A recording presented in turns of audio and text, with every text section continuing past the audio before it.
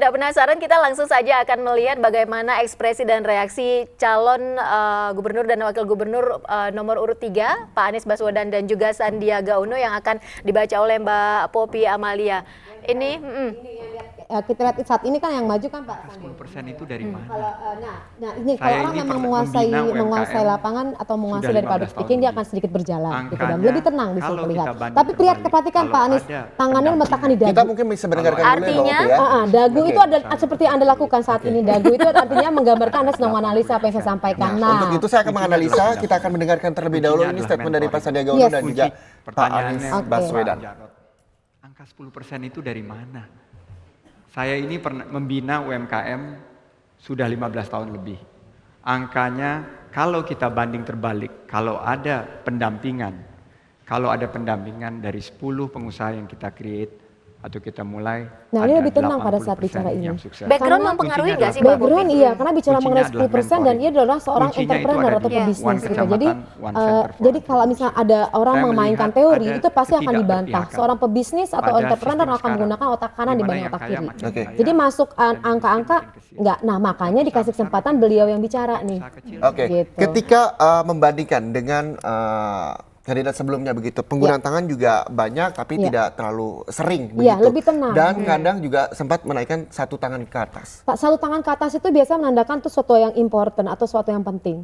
Kalau pada saat kita ngelihat misalnya zamannya presiden pertama kita, kalau saat bicara atau pidato, ia kan memainkan tangan sangat ke atas berkali-kali, sering kali digunakan. Itu adalah menunjukkan kewaspadaan.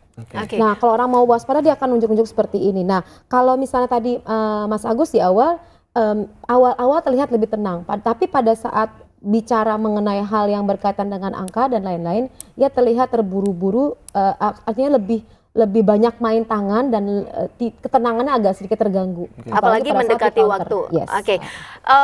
Mbak Poppy, kalau kita melihat Anies dan juga Sandi, Anies ini kan seseorang yang terlihat seperti bertutur yang baik dari bahasa tubuhnya. Tapi Mbak Poppy sempat melihat ada keterkejutan tidak? Karena ada beberapa serangan seperti Bu Sylvie yang mengatakan celutukan, Pak Menteri, lalu Pak Ahok juga sempat yang menjawab pertanyaan Pak Anies soal kasus narkoba dan prostitusi. Yang lebih banyak terserang di sini saya melihat adalah si Pak Aniesnya itu sendiri, karena latar belakang beliau adalah seorang menteri tadi kan.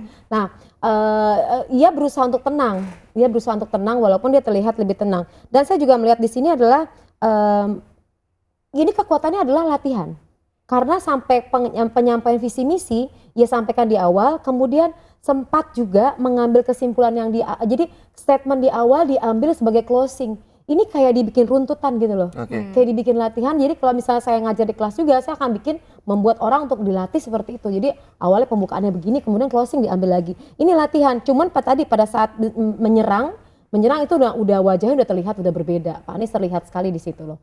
Wajahnya terlihat berbeda dan tidak menyukai ya kondisi itu. Artinya emosi terganggu di situ. Biasanya kalau seseorang terkejut, biasanya yang ditampilkan cemas, marah atau tergantung. Kalau yang tadi saya nggak dapat videonya, kalau misalnya diserangnya apa, kontennya apa, kalimatnya apa. Tapi kalau orang terkejut itu biasanya diserang pertama kali adalah terkejut. Kalau terkejut adalah alisnya naik dua-duanya ke atas. Mbak Poppy, ketika tiga pasangan calon tersebut dinilai dari ekspresi seperti apa? Ya dari ketiganya saya ngelihat jadi gini. Bagi saya karena saya tidak berada di ketiganya, karena saya di Tangerang, jadi saya ngambil tiga-tiganya. Artinya saya netral dan saya seorang profesional, jadi tidak ada memilih. Bagi saya ketiga-tiganya ini satu, kalau Mas Agus itu udah latihan udah terlihat, udah ada perubahan dari dirinya, public speaking udah terlihat.